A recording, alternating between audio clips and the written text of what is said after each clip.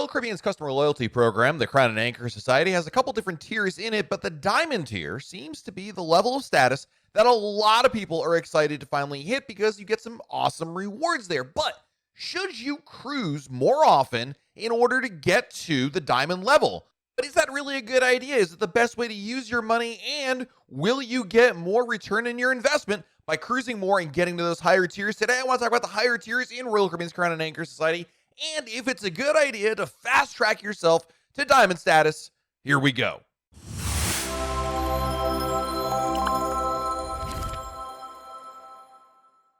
Hey everyone, it's Matt from RoyalCaribbeanBlog.com, and if you've cruised at least once or twice with Royal Caribbean, no doubt you're probably aware of Royal Caribbean's Crown and Anchor Society. After all, it is the customer loyalty program that allows you to get different perks. Heck, even after one cruise, you get a decent amount of perks just for sailing once in terms of different coupons and discounts you can take advantage of. But the real benefits, the most lucrative ones, truly begin at the Diamond level. And Diamond level is the tier that requires 80 points. Now, how do points work? Let's talk about that really quickly, because you get 1 point for every night of the cruise that you sail on. So if you're sailing in a standard room and you go on a 7-night cruise, at the end of the cruise, you'll get 7 points. If you stay in a suite, you'll get double points, which means instead of getting 1 point per night, you'll get 2 points per night. So on a 7-night cruise in a suite, you'll get 14 points. And if you cruise solo by yourself in a standard cabin, you'll also get double points. And if you actually sail solo in a suite, you'll actually get 3 points per night for your cruise, which means in our 7-night example, sailing solo in a suite, you get 21 points.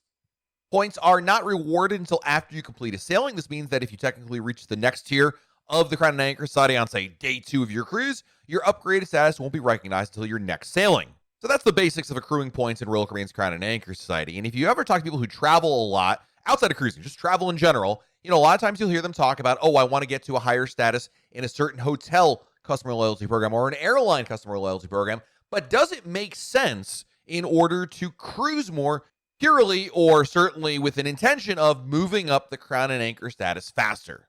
Well, first and foremost, why might you want to get to Diamond? Well, there's a lot of different tiers that are in the system, but Diamond is where the most lucrative benefits begin, because when you get to 80 points, then you get some really cool benefits. I think chief among them, you're going to have access to a completely new area on board known as the Diamond Lounge. This is a reserved area of the ship just for Diamond members. Think of it kind of like Clubhouse and your own private bar, in the sense that only Diamond, Diamond Plus, and Pinnacle members are allowed there. In addition to that, you'll also get 4 free drinks per day every day of the cruise for everybody that is Diamond. This is a really huge benefit. No other cruise line gives you free drinks every day of your cruise simply for being a loyal member. In fact, you get to Diamond Plus, you get 5, and when you get to Pinnacle, it's actually 6 drinks per day that you get. It's a voucher that you get. There's not actually a principal voucher. It's actually a digital one, but basically all you do is you order a drink and tell the waiter, by the way, please use my Diamond drink, and that's it. And it's a $0 charge. It's really incredible.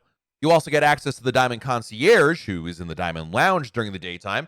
And the Diamond Concierge is kind of like the Suite Concierge in the sense that they can do certain things for you, and you don't have to go down to guest services, and you never know what kind of strings they can pull to help you have a better overall cruise. Now, there are other benefits being a Diamond member, including priority waitlist for shore excursions in the Vitality Spa. You get an exclusive nightly Diamond event in the Diamond Lounge, entertainment tour, priority waitlist seating in the main dining room, and a bigger discount on your balcony and suite staterooms compared to being, say, an Emerald member or even a Platinum member. So if you're doing the math in your head and you take 1 cruise a year as your family vacation, let's assume it's a 7-night cruise, it would take you roughly about 11 or 12 years to get to Diamond status, assuming you didn't sail solo and assuming you didn't stay in a suite at all. Obviously, those numbers would come down. In fact, you cut it in half if you stayed in a suite for that number. But does it make sense? Should you try to book suites for yourselves purely to get to the Diamond status faster? Or maybe you sail solo, or just simply add more cruises in. Instead of doing 1 cruise a year, you start doing 2 or 3 or 4 cruises a year, especially some of those short sailings, in order to rack up those points faster. If that is your goal, then you're going to want to take a lot of longer cruises, because long cruises make it easier to move up it faster. A cruise of 11 nights or longer can really get you up there faster than a 7-night cruise. And if you sail solo, my goodness, you can really rack up those points. As an example, 10-night cruise, sailing solo or in a suite, is going to get you 20 points, which is really not bad at all. But the best bang for your buck, so to speak, when it comes to accruing points faster, are definitely transatlantics on older ships.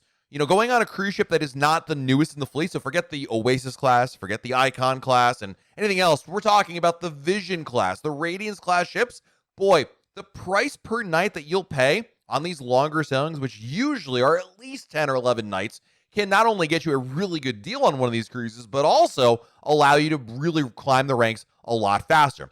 And you know what? It's not always just about finding the cheapest sailings. You want to enjoy the cruise because you're spending money after all. So not all the cruises that you're going to take are going to be the bargain variety. And in a lot of cases, maybe you're just looking to augment what you're currently doing.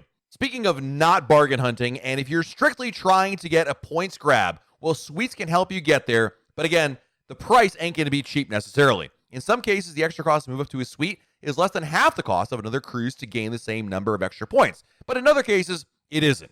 And don't forget, when it comes to the Crown and Anchor Society benefits, it's not just you. If you have a spouse or a significant other, Royal Caribbean will allow you to put them into a significant other relationship in their system. And the qualification so far really just has to have the same address on your Crown and Anchor accounts. Once in a relationship, if one person achieves a certain level in the program, the other person is granted that level, even though their actual points remains below the threshold for that level. They don't get your points, but they get your level. And this is how one can sell the notion of cruising solo to their partner, because you're taking one for the team, so to speak, as you'll both level up as you advance.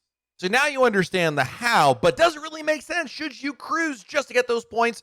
And the answer is probably not. Cruising just to get points doesn't make a lot of sense. But if you research and check often, you can find some pretty cool and unique itineraries, and often they are cost effective off-peak, especially when most of the other people can't go on those cruises or they got kids or what have you, and that will allow you to move up the system a little bit faster. I think when it comes to moving up the Crown and Anchor status, I wouldn't necessarily say I'm going to book a cruise purely for the benefits or to get to diamond level as an example. I think what you want to do is be smart about your cruising. So if you're going to do one cruise a year, try to get a longer sailing, which you have more nights there. Heck, try to book a suite while you're there, or take one for the team and go solo on it, and then come home and high-five your partner because they didn't go on a cruise, but you're both now closer to the next tier.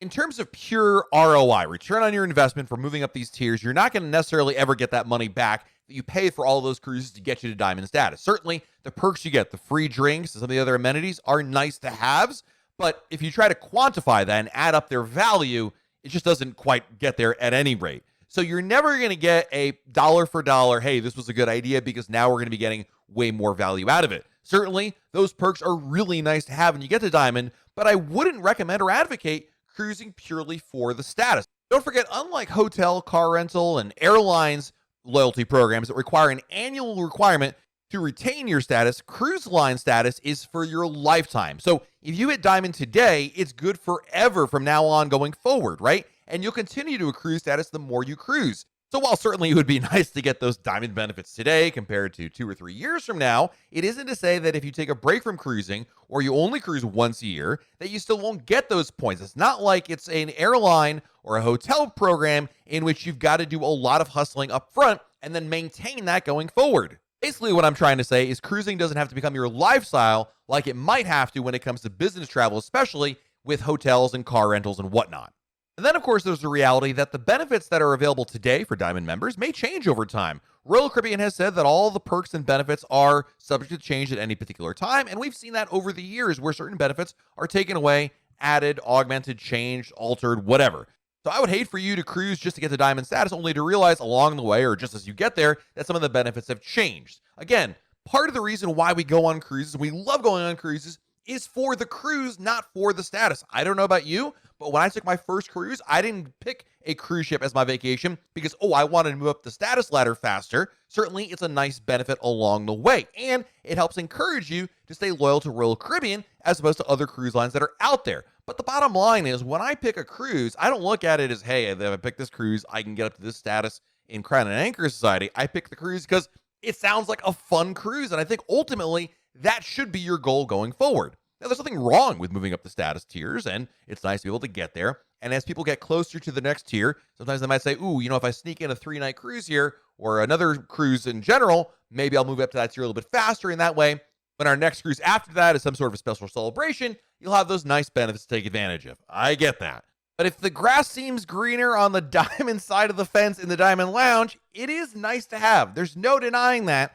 But I think you're better off booking those awesome cruises that really appeal to you. And when you get to the next status tier, that's even added benefit. Let me know in the comments below, does it make sense to book a cruise purely for moving up the tiers, whether you're starting at the beginning and want to get to diamond as fast as you can, or You're more tactical when it comes to approaching a tier and maybe sneaking in one more cruise to get there a little bit faster. Let me know your strategy or no strategy at all in the comments below. I'm sure there'll be some strong opinions either way. If you like this video, hit the like button, subscribe to our channel, and turn on notifications. It really helps us out with a comment and a like and all that because the YouTube gods have said these things really count.